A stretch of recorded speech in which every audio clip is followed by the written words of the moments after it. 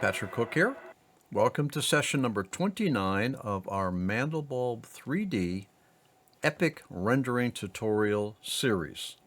We were talking about the ambient shadows in the previous session, and we concluded with proof that when you're rendering out two tiles, you can only use the DEAO methodology of ambient shadow calculation. Now you'll notice here in our post-processing window, which I get by clicking on this button, that I have a couple settings that I can work with. Now what I have found is that I don't like to have this dithering for scale. Option to dither for the angle of rays for an image scaling. That might be cut off for you a little bit, huh? Okay, there we go. There we go, come on. Okay, option to dither the angle of rays for an image scaling of 1:2. This leads to more precision and less spotty artifacts, keeping in mind that ambient shadows is a calculation. All right. Now what they're saying is that if I was to set a 1:2, that's going to be a little bit better quality. Not necessarily. You got to experiment to find out. Your Mandelbulb scene may or may not benefit from this dithering for scale setting. All right, and also you got max L. Scales the maximum length of the ambient rays to be calculated. Okay, now if you recall, we were talking about all of this right here. All right, that pixel has to be determined by a ray being shot out. There's a pixel, there's an object, there's a pixel. Okay. All right. All right. So there is a length to this ray. There's a length to it until it hits the pixel. All right. This pixel right here also has a certain ray point, a point at which the ray will hit and determine that's a pixel. In other words, that's a Mandelbulb object pixel. All right, by this value right here, where are we? All right, that value right there, you're actually telling it, you're kind of giving it some constraint as to how far those rays will be shot out to try to determine the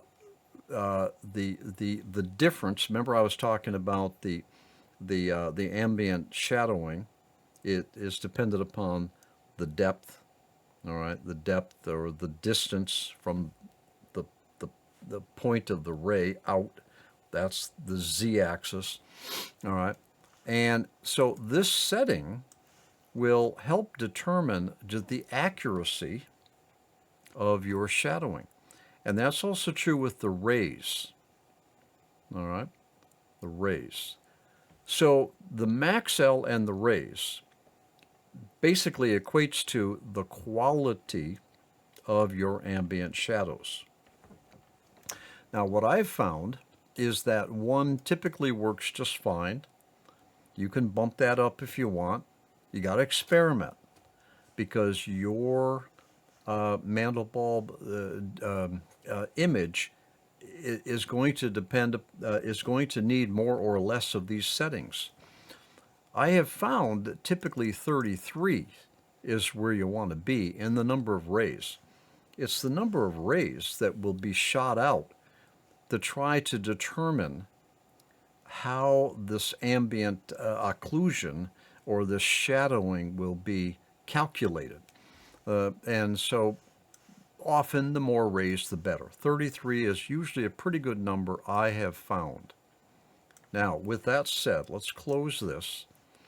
I've got a dithering of 1:2, 1 and 33. Let's calculate the shadow. This is DEAO. Let's calculate the ambient shadows. Watch it. Now you see how much longer it's taking? Because I have this bumped all the way up to 33. So it's taking longer to calculate the shadows, ambient shadows, but I think we could probably say that it's actually doing a better job in determining the ambient shadows. I don't care how long it takes to render out a still.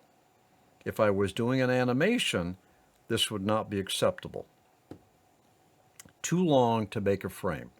And if I got 5 or 10,000 of these, I'm not going to sit here. Well, I'm not going to wait. I'm not going to dial up the ambient the shadowing calculation that high. I don't need that kind of accuracy anyway in an animation, because it all flies by real quick. But with a still, I don't care. Take all the time you need. All right. So let's watch this. Let's dial this back down to 3. Let's I need to check something real quick. Yeah. Okay, good. Let's calculate this. Now, see how much faster it's going in terms of the rendering? All right. Because I have a raise of 3. I have less rays are being used to determine those pixel locations and how accurate my ambient shadowing is going to be rendered as. But this just kind of illustrates that the rays, and this will also be true with the max as well, all right, is going to give me probably most of the time, the higher the number of rays, the better the quality of the ambient shadows is going to be. All right, so let's crank that back up to 33. Calculate now. Here's my ambient shadows being calculated. You can kind of see where I'm already getting an improvement here. Just kind of watch it. It's an improvement. Down in here is where you're going to really see some heavy shadowing. And let's watch that. Let's see whether or not the shadowing is more accurate. It appears to be. Right. I can actually see more detail down in the shadows as opposed to the detail getting lost in black. When you're working with shadowing, what you're trying to do is you don't want to blacken everything down in the crevices, because otherwise you just got black bulbs. You want the viewer to be able to see something down in the shadows, so that they've got a vision of the rest of the in this case the Mandelbulb. I don't want blackness down in the shadows.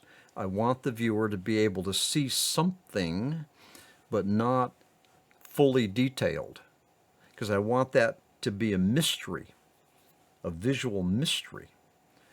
So you don't want to have your ambient shadows so heavy that it's all black down there. You don't want your ambient shadows to be so bright that there's no impression of depth. Ambient shadows are quite important. It's a detail in your composition that has a lot to do with how interesting your Mandelbulb scene is, how believable it is, how realistic it feels in terms of depth. Okay? Ambient shadows is important. All right, so I think, look, experiment. The only way you're really going to know is you got to experiment, because you're probably not going to try to replicate this scene here. You're going to go off and do your own. So your own scene is going to have different depth. It's going to have different lighting. It'll have different colors, and you'll have more or less quality that your ambient shadows will bring to the image. So you need to experiment with your own Mandelbulb scenes, and just kind of use rule of thumb and experiment. All right? Okay. So enough for this session. I think we're in pretty good shape here. I think we're almost ready. I think we're ready to punch the render button. I'll see you in the next session.